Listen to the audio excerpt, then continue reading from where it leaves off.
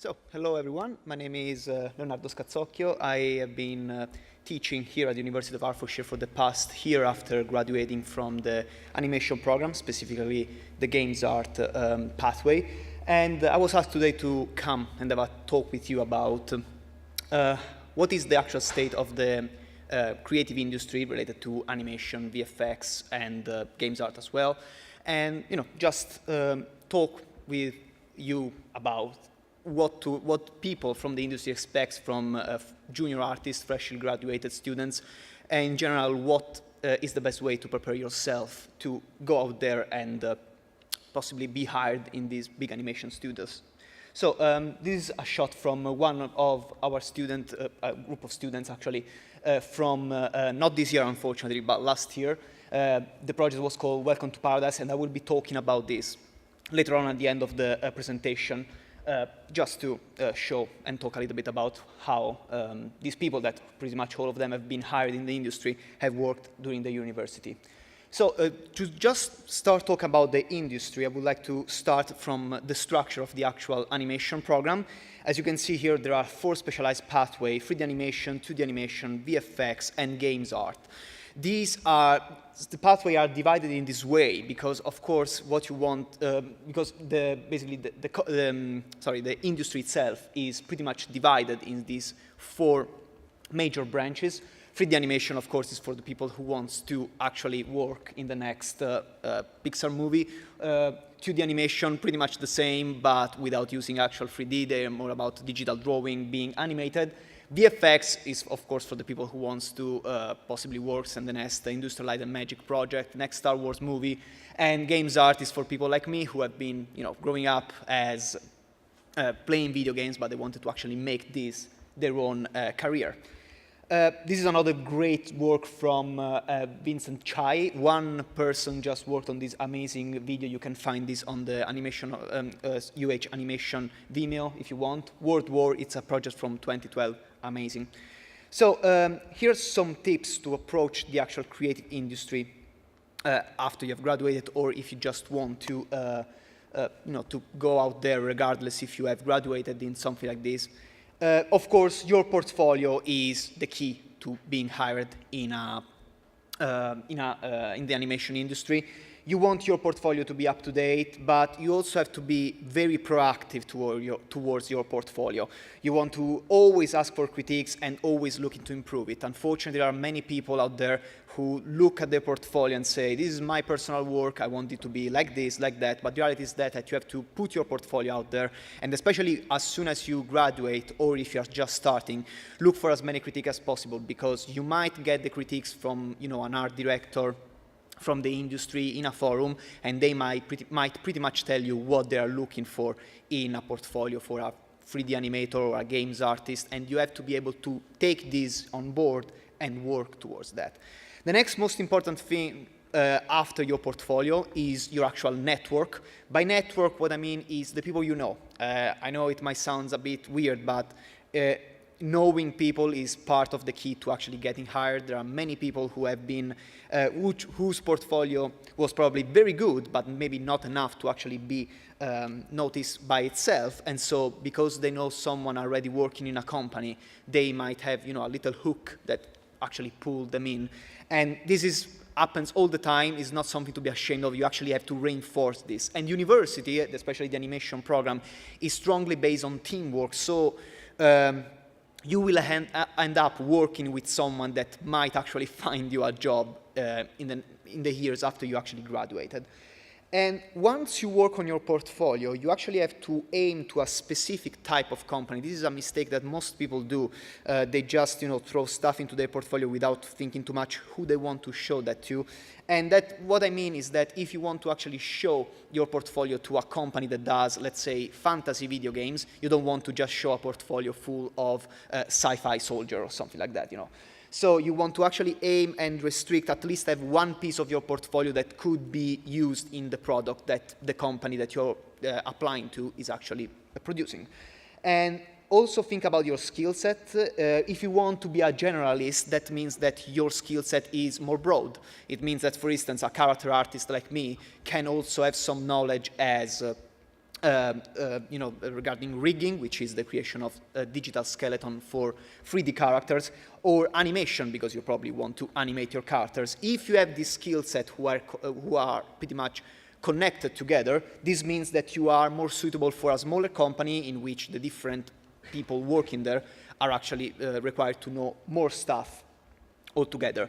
If you want to specialize in something else, this means that your skill set is actually focused on just one thing. So a character artist can only be a character artist, but that's more suitable for bigger companies who hire more people, and they have specialized people for each and different tasks. Other tips about getting into the animation industry is very important to understand that the industry itself is ever-changing and continuously improving. Probably the things that I'm telling you right now are probably going to be outdated by 2 years' time, I will say. And so you have to be able to keep on top of all of this. So this means that you always have to be on top of research, understanding the latest trend. Personally, I got partially lucky with my university project because it was virtual reality based.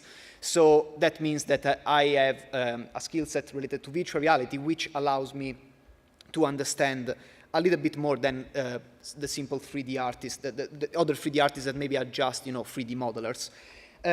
Speaking about virtual reality, I would like to just focus on this for a moment. I would like to talk about this and making you understand how it has drastically changed the way the industry works and how it is perceived also by other people, by investors that maybe they weren't really interested in the animation industry until virtual reality actually got in.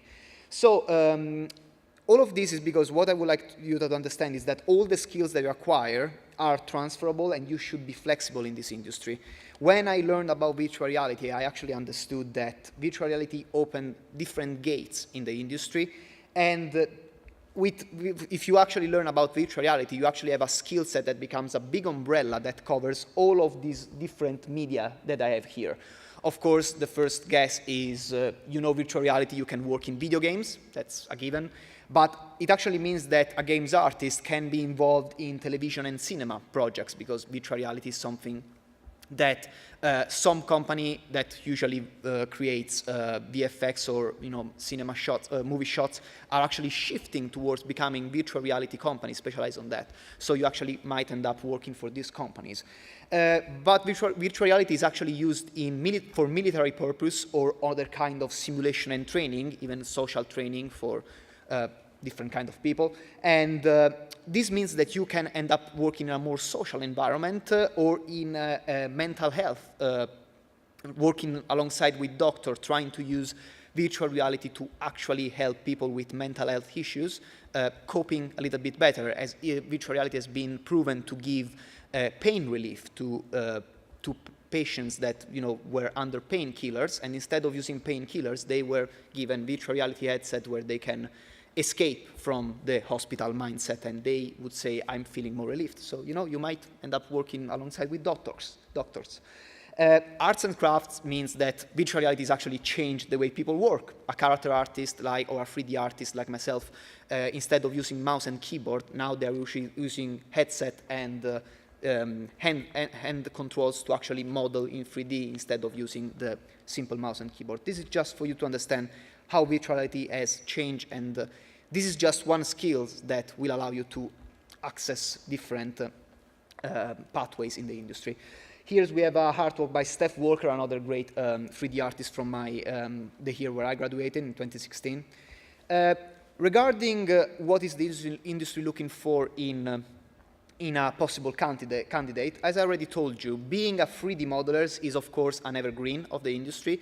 But unfortunately, the industry has come to a stage in which being just a 3D artist might not be just enough to be special and employable, because, of course, everybody wants to be a 3D modeler, and you're going to have lots and lots of competition if you are just a 3D modeler or a character artist.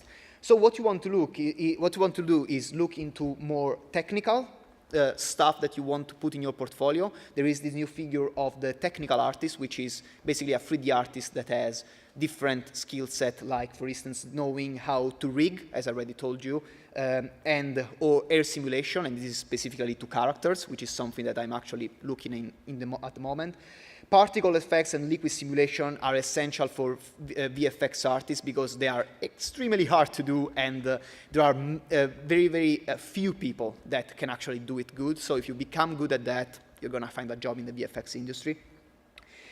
For games artists, if you are not comfortable or you don't feel particularly strong in 3D modeling, remember about coding and scripting. It's something that basically it's the basis of every game. Without codes and scripting, the games doesn't work. And video editing and use of After Effects are all secondary skills that people looking to hire you will want you to have, because most of the output of this industry are videos or animated features.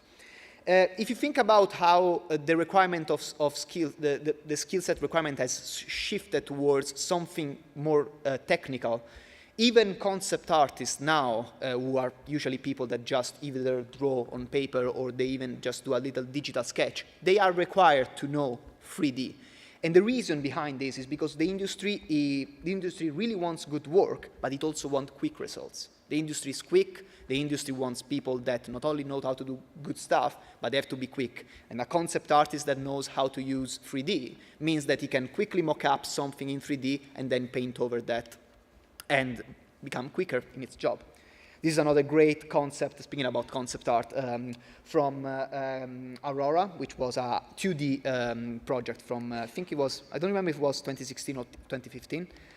But the good thing about the University of Hertfordshire course is that it is very related to the industry. This means that the course has periodical talks from industry professionals. That's a chance for the students to actually receive critiques, but students need to be outspoken and proactive towards this industry professional. You want to show them your stuff and receive critiques and improve your portfolio. And it's also very strongly based on teamwork, and that makes you, more capable of actually creating your own network once you are done with your studies.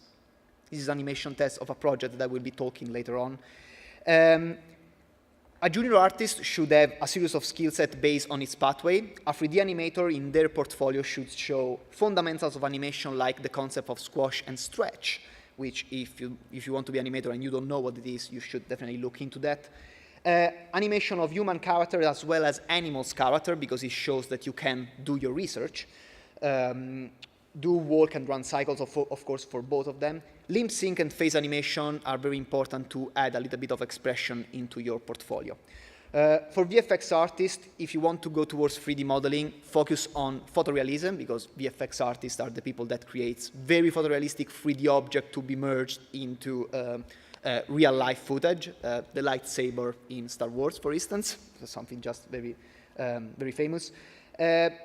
You want to have your animated 3D model merged with real-life video in your portfolio, because that shows that you know a skill called rotoing, which is the actual merging of 3D object on top of real-life footage.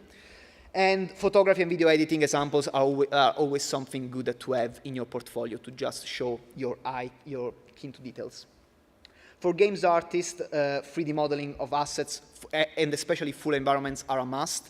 But you really want to be able to show the people that are possibly going to hire you that you know how to use real-time programs like Unreal Engine 4 or Unity if you want to go into mobile gaming.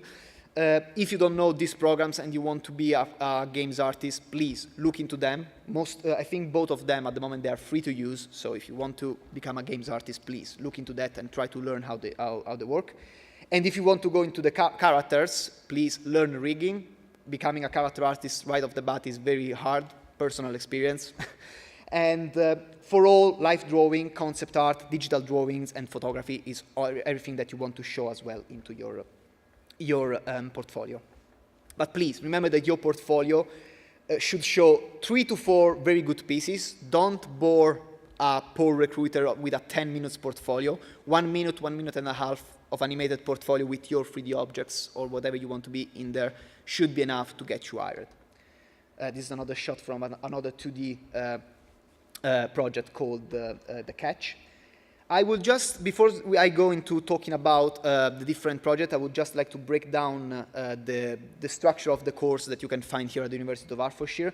The first year is basically where you will learn all the foundations and everything is shared. So 3D animators will be trying to VFX projects, and a game artist will be trying to do some 3D animation and so on and so on. This means that this gives you a complete understanding of how the industry actually works. And in case you say, oh my God, I realized that games art is not really for me, you can switch and you can become, later on in the second year, until the second year, you can still switch pathway. The second year, again, after you have decided that you want to switch, you have until the first semester. From the second semester, it becomes very more specialized. So games artists will be focused on games art, and everyone will be focused on their pathway.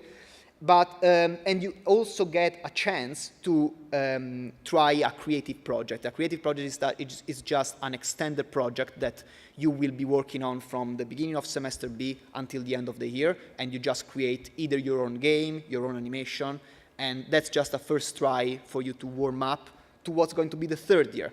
The third year is where everything goes down, and you really want your focus to be on the degree project, which is pretty much a second take of the creative project in the second year, and you will be trying again to create a new project that is going to be pre-produced in your semester A, and then produced and post-produced into your second semester. And if your work is extremely good, you will be on this actual stage presenting your project, who was selected for the animation expose, and then every other project will be presented also at the exhibition. So I just have a few minutes. I'm actually a little bit over, but so I will just go through the pre-production portfolio of some of the last year, third year's projects. So this is Welcome to Paradise, a 3D animation project. These are the people working on it. The 4 people on the top there, they are the main team. All the people underneath, they are the freelancers. I'm all the way back there. I did some more concept art for them.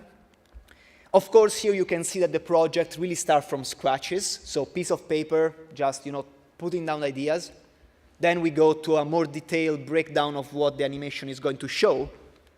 Then there is an actual 3D breakdown of what, so to understand, the actual 3D models, how they're going to look and how much space they're going to get on camera. And finally, we go into concept arts for the main character, from concept art to a finalized concept where on which every artist will focus. And finally, 3D model for the final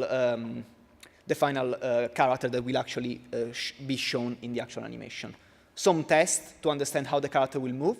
Now we go to the project that where I was actually involved as a character artist and art director. Taras Koriva is the amazing 3D environment artist that I worked with. Great guy, is already working all the way up in Nottingham.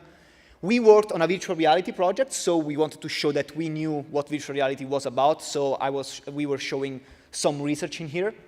And here, this is my job as a concept artist and character artist. So I mocked up very quickly by using both digital painting and photo montage to understand how to create a Viet Cong soldier. And from there, I just went to create the actual final 3D model for a Viet Cong soldier to be used in our project. Taras instead took care of environment art. So on both our concept arts, we decided to mock up a field in Vietnam, and he also focused on this main asset, which is the actual, it was very, very important into the project because you were following a tank shell that was actually being fired towards a field. So he worked on the actual tank, and then he also created the different environment elements until we got this kind of environment. We decided which was the best atmosphere, and you can find all of this video in the UH Animation Vimeo page. There is a link at the end of this presentation. And the final project I want to talk about before I get kicked off stage is Bertie the Elephant, which made the University of Hertfordshire animation program famous worldwide. These are the people working on it. Just give it a shout out. Chris Turner, Zach Boxwell, and Max Johnson. They worked on this project, creating basically a real-life looking 3D elephant they started from actually creating the skeleton, so this is how much in detail they went, to then, on top of that, create the actual elephant with the muscles and the skin and everything else. They worked out a schedule to actually understand where they needed to be to record the actual real-life footage, and the final result, I hope you can see it well, it's quite, it's incredible, it's pretty much a real-life elephant, and this was one of the most successful projects, and they're pretty much all working now in very important companies. So this is all the contacts that you might need to look into if you want to check all of this project. There is the Vimeo page. If you have any question about the actual course, please send an email to Martin Bowman, great guy, he's the joint program leader, and he will be actually teaching you if you enroll in the module. And if you have any other question about this, I'm here as well. So thank you very much. This is. Thank you very much. Leonardo, would you mind coming over to the sofa just for a quick question, just before you shoot off? Okay, so just a quick question. You've told us obviously a lot about the courses and everything there in the animation. That was absolutely fantastic. But could you just tell us, I mean, how did you get started quickly? How did it? Okay, does it work? Give it a test. Give it. No. We'll try that one. Try that one. That one's got some power. Hello? Hello? No? Keep talking, and I think they'll pick it up in the. It's the green one. Hey, there it is. Okay. There you go. So in my case, I think I got quite. I mean, it's always a little bit a matter of luck. At the moment, I am strongly related to teaching, and I do some freelance work. But in the past year, the work that I've done here managed to pretty much make me have a portfolio that apparently was very suitable for actually teaching. But I also spent the last year talking with industry professionals. I managed to get in touch with some of them to get some feedback about this. And what you're seeing here is pretty much all of the stuff that they've been telling me when I was, trying to get my foot in the door. So I like to share this because when I teach first years, or I teach first years here at the University of Hertfordshire, I want them to understand as soon as possible how important it is to see, to try to compare yourself to what's out there already, not only what happens inside the course. So you're kind of showing them where you sort of started initially, is that right? And then Yeah, there is that, but it's not only that. I show them, when I was finishing, university, and then what I want them to understand is that they should really think about the animation industry not only being about creating 3D objects, but there is all of the other stuff that I show them in there. And those are also stuff that will get them hired, which is the final goal for any teacher, that you want to teach someone not only because they want to learn stuff, but because they can get hired into the industry, which is the final goal. Thank you very much. Thank you very much for the presentation as well. It's nice having you here. And yes, thank you very much for coming on. Thank you very much. Thank you very much. Thank you.